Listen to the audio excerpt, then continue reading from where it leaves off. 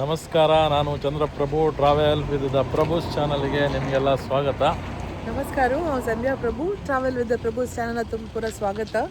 ನಾವೀಗ ಎಂಟರ್ಪ್ರೈಸ್ ಅಂತ rent car, ಇಲ್ಲಿ ಕಾರ್ ರೆಂಟ್ ಮಾಡ್ತಾರೆ, ಇಲ್ಲಿದ್ದೀವಿ.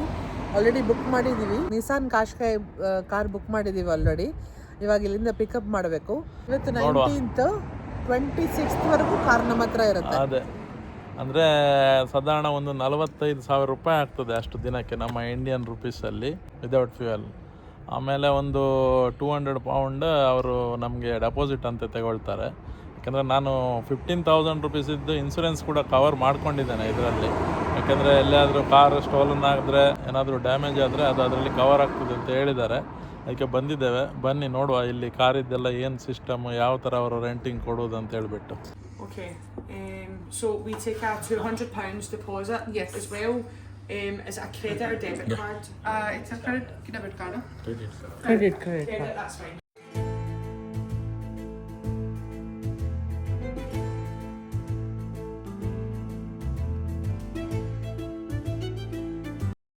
ಇಲ್ಲಿ ಇವರು 200 ಪೌಂಡ್ ಡೆಪಾಸಿಟ್ ತಗೊಂಡ್ಮೇಲೆ ಮತ್ತೆ ಪುನಃ ನಮ್ಮ ಹತ್ರ 10 ಪೌಂಡ್ ಥರ 7 ದಿನಕ್ಕೆ 70 ಪೌಂಡ್ ರೋಡ್ ಅಸಿಸ್ಟೆನ್ಸ್ ಅಂತ ಕೊಡಬೇಕಂತ ಹೇಳಿದರು. ಅಂದರೆ ಟೈರ್ ಪಂಚರ್ ಅಥವಾ ಏನಾದರೂ ವೆಹಿಕಲ್ ಬ್ರೇಕ್ ಡೌನ್ ಆದರೆ ಅದಕ್ಕೆ ಅವ್ರು ಕೂಡಲೇ ಬಂದು ರಿಪೇರ್ ಎಲ್ಲ ಮಾಡಿ ಕೊಡ್ತಾರಂತೆ. ಅವ್ರದ್ದು ರೋಡ್ ಅಸಿಸ್ಟೆನ್ಸ್ ಸರ್ವಿಸ್ ಎಲ್ಲ ಇದೆ ಅಂತೆ. ಆದರೆ ಏನೋ ಎಲ್ಲ ಕ್ಯಾಲ್ಕುಲೇಷನ್ ಎಲ್ಲ ಮಾಡಿದ್ರು, ಕೊನೆಗೆ ಬರೀ 20 ಪೌಂಡ್ ಮಾತ್ರ ಎಕ್ಸ್ಟ್ರಾ ತಗೊಂಡು ನಮ್ಮ ಹತ್ರ.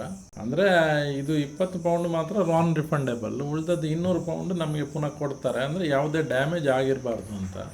ಇವಾಗ ನೋಡಿ ಒಂದೊಂದೇ ಚೆಕ್ ಮಾಡ್ತಾ ಇದ್ದೇವೆ ನಾವು, ಏನು ಸ್ಕ್ರ್ಯಾಚಸ್ ಇದೆ ಅಂತೇಳಿ ಅವ್ರ ಹತ್ರ ಡಿಸ್ಕಸ್ ಮಾಡ್ತಾ ಇದ್ದೇವೆ.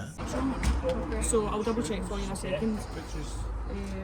So yeah, like scratches like this would be fine. These are too minor to be damaged, so we wouldn't class that as damage. Like that as well is fine. With unleaded petrol in it. I'll double check. Yeah. Let's see. Unleaded petrol mango. Yeah, so see to open up the fuel cap. Okay. So your fuel is about 3/4. Yeah. Just under 3/4. Yeah. It's a little less. Yeah, so I'm going to just put it in, so that's the 3/4 mark there. I'm just putting it under the 3/4, okay? Yeah. So just make sure you return it at the same level. Yeah. Okay? Less than 3/4, no? Yeah. Yeah, it's just less, yeah.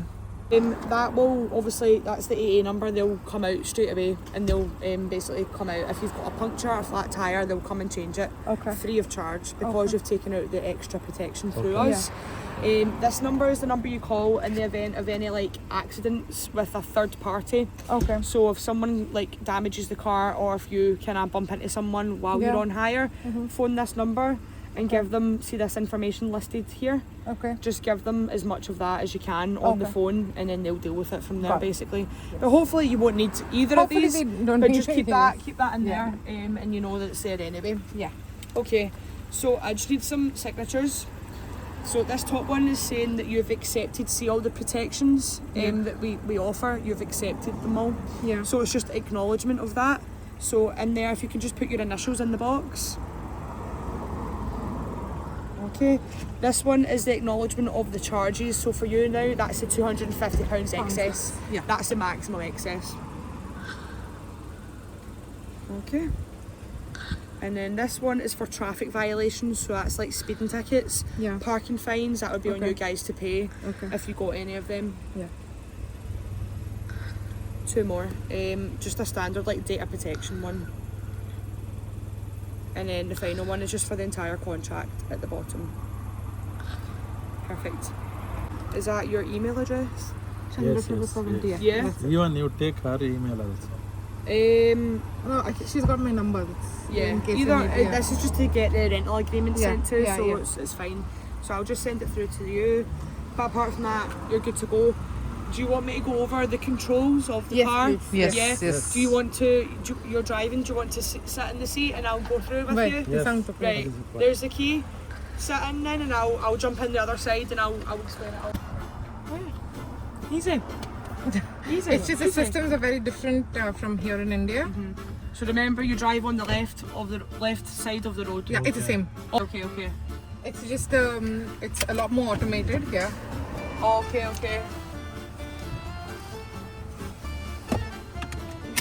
In the back also we should wear the belt. Yeah. Yeah.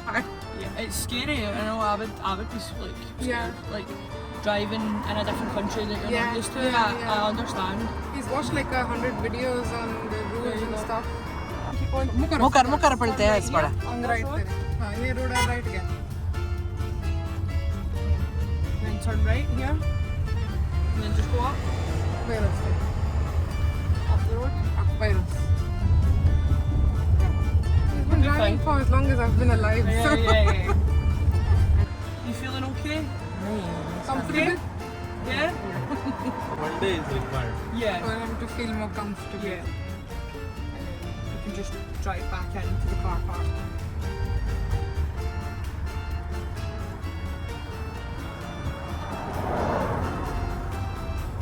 Okay. Thank you. No problem as long as you're feeling alright. ಇವಾಗ ಕಾರಲ್ಲಿ ಬಂದು ಕೂತ್ಕೊಂಡಾಯಿತು. ಒಂದು test drive ಕೂಡ ಮಾಡಿದೆ ನಾನು. ಪರವಾಗಿಲ್ಲ, ಓಡಿಸ್ಬೋದು. Car ಚೆನ್ನಾಗಿದೆ, but ಇಲ್ಲಿದ್ದು ರೂಲೆಲ್ಲ ಸ್ವಲ್ಪ ಸ್ಟ್ರಿಕ್ಟ್ ಇದೆ. ಅದರಿಂದಾಗಿ ನನಗೆ ಒಂದು ದಿವಸ ಬೇಕಾಗ್ಬೋದು ಅಂತ ಕಾಣ್ತದೆ. ನೋಡುವ, ಮೆಲ್ಲ ಹೋಗ್ತೇನೆ. ಏನಾಗೋದಿಲ್ಲ ಗಡಿಬಿಡಿ ಮಾಡಲಿಲ್ಲ ಆದರೆ ಆಯ್ತು ಅಷ್ಟೇ. ಅಷ್ಟೇ. ನನ್ ಗಡಿಬಿಡಿ ಏನೂ ಇಲ್ಲ, ಇನ್ನು 6-8 ದಿನ ಇದೆ. ಅಷ್ಟೇ. ಅವಳು ಕೇಳಕ್ ಹೋಗಿದ್ದಾಳೆ ಅಲ್ಲಿ ಏನೆಲ್ಲ ಇದೆ ಅಂತ.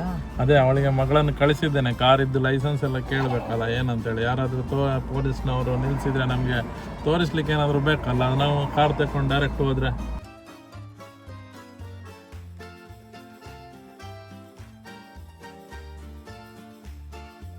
ಕಾರಿದ್ದು ಡೀಟೇಲ್ಸ್, RC, ಲೈಸೆನ್ಸು ಎಲ್ಲ ನಮಗೆ ಅವರು ಇಮೇಲಲ್ಲಿ ಕಳಿಸ್ತಾರಂತೆ. ಎಲ್ಲ ನನ್ನ ಇಮೇಲ್ಗೆ ಬಂದಿರ್ತದೆ. ಅದರಿಂದಾಗಿ ಅದನ್ನು ನಾವು ಇಮೇಲ್ ಅವರಿಗೆ ತೋರಿಸಿದರೆ ಸಾಕು, ಯಾರಾದರೂ ನಿಲ್ಲಿಸಿದರೆ ಕಾರು. ಆ ಥರ ಹೇಳಿದ್ರು ಅವರು ನಮಗೆ. ಇಲ್ಲಿ ಇವಾಗ ನಾವು ಪೆಟ್ರೋಲ್ ಹಾಕಲಿಕ್ಕೆ ಒಂದು ಸರ್ವಿಸ್ ಸ್ಟೇಷನ್ಗೆ ಬಂದಿದ್ದೇವೆ. ಆ್ಯಕ್ಚುಲಿ ಇದರಲ್ಲಿ 3/4 ಟ್ಯಾಂಕ್ ಪೆಟ್ರೋಲ್ ಇದೆ, ಆದರೂ ಕೂಡ ಒಂದು ಫಸ್ಟಿಗೆ ಹಾಕುವ ಅಂತೇಳಿ ಬಂದಿದ್ದೇವೆ. 10.54 ಲೀಟರಿಗೆ 14.32 ಪೌಂಡ್ ಚಾರ್ಜ್ ಮಾಡಿದ್ದಾರೆ. ಅಂದರೆ 163 ರೂಪಾಯಿ ಆಯಿತು ಒಂದು ಲೀಟ್ರಿಗೆ. ಇಲ್ಲಿ ಏನಂತ ಹೇಳಿದ್ರೆ ನಾವೇ ಪೆಟ್ರೋಲ್ ಹಾಕಬೇಕು. ಮತ್ತು ಒಳಗೆ ಹೋಗ್ಬಿಟ್ಟು ನಾವು ಇಲ್ಲಿ ಮಾರ್ಟ್ ಇದೆ ಅಲ್ಲಿ ಹೇಳಿದರೆ, ಈ ಪಂಪ್ ನಂಬರ್ ಹೇಳಿದರೆ ಅವರದು ಚಾರ್ಜಸ್ ಅಲ್ಲಿ ತಗೊಳ್ತಾರೆ. ಕಾರ್ಡ್ ಕೊಟ್ಟರೆ ಆಯಿತು, ಸ್ವೈಪ್ ಮಾಡಿದರೆ ಆಯಿತು ಕಾರ್ಡ್. ನಮ್ಮದು ಪಂಪ್ ನಂಬರ್ 7. ಸ್ಕಾಟ್ಲ್ಯಾಂಡಲ್ಲಿ ನನ್ನ ಕಾರು ಡ್ರೈವಿಂಗ್ ಮಾತ್ರ ಸೂಪರ್ ಆಗ್ತದೆ. ಮಾತ್ರ ಎಲ್ಲ ರೂಲಲ್ಲಿ ಹೋಗಬೇಕು ಕರೆಕ್ಟಾಗಿ, ಎಲ್ಲೂ ಒಟ್ಟು ಓಡಿಸುವಂಗಿಲ್ಲ. ನೋಡಿ, ಡ್ರೈವಿಂಗ್ ಸ್ಟಾರ್ಟ್ ಮಾಡಿದ್ದಾರೆ ಸ್ಕಾಟ್ಲೆಂಡ್ ಅಲ್ಲಿ.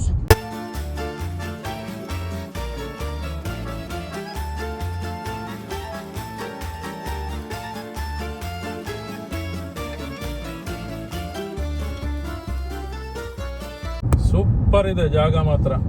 ಸ್ಪೀಡ್ 50 ಮೈಲ್ಸ್ ಪರ್ ಅವರ್ ಇದೆ. ನಮ್ದು ಸ್ಪೀಡ್ 44 ಇದೆ. ಇವಾಗ ನಾವು ರಿವರ್ ಕ್ಲೈಡ್ ಬ್ರಿಡ್ಜ್ ಮೇಲೆ ಇದೀವಿ, ಟುವರ್ಡ್ಸ್ ಗ್ಲೆನ್ಕೋ. ನೋಡಿ ಹೆಂಗಿದೆ ಪ್ಲೇಸ್. ಬಹಳ ಖುಷಿ ಆಗ್ತದೆ ಡ್ರೈವಿಂಗ್ ಮಾಡಲಿಕ್ಕೆ ಮಾತ್ರ.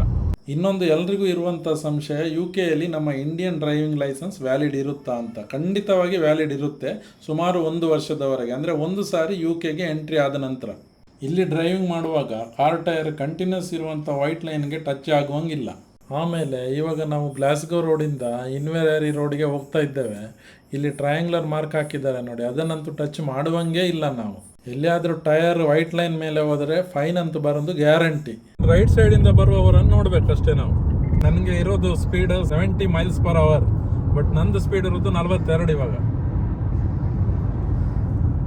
ಭಾಳ ಖುಷಿ ಆಗ್ತದೆ ಮಾತ್ರ ಡ್ರೈವಿಂಗ್ ಮಾಡಲಿಕ್ಕೆ, ಗಮ್ಮತ್ತು. ಕಾರ್ ಅಂತೂ ಸೂಪರ್ ಇದೆ. ಇಂಥ ಕಾರ್ ಒಂದು ಬ್ಯಾಂಗ್ಳೂರಲ್ಲಿ ತಗೊಳ್ಳೋಣ ಅಂತ ನೋಡ್ತಾ ಇದ್ದೇನೆ ನಾನು. ಮುಂದಿನ ವಿಡಿಯೋದಲ್ಲಿ UKಯಲ್ಲಿ ಕಾರು ಚಾಲನೆ ಮಾಡುವಾಗ ಪಾಲಿಸಬೇಕಾದ ಕೆಲವೊಂದು ನನಗೆ ತಿಳಿದಿರುವಂಥ ನಿಯಮಗಳು ಮತ್ತು ಕಾರ್ ಪಾರ್ಕಿಂಗ್ ಬಗ್ಗೆ ತಿಳಿಸಲು ಪ್ರಯತ್ನ ಪಡುತ್ತೇನೆ. ಈ ವಿಡಿಯೋ ನಿಮಗೆ ಇಷ್ಟ ಆದರೆ ಒಂದು ಲೈಕ್ ಮಾಡಿ, ಶೇರ್ ಮಾಡಿ ಮತ್ತು ನಮ್ಮ ಚಾನಲ್ ಸಬ್ಸ್ಕ್ರೈಬ್ ಮಾಡಿ. ವಿಡಿಯೋ ನೋಡಿದ ನಿಮಗೆಲ್ಲರಿಗೂ ಧನ್ಯವಾದಗಳು. ನಮಸ್ಕಾರ.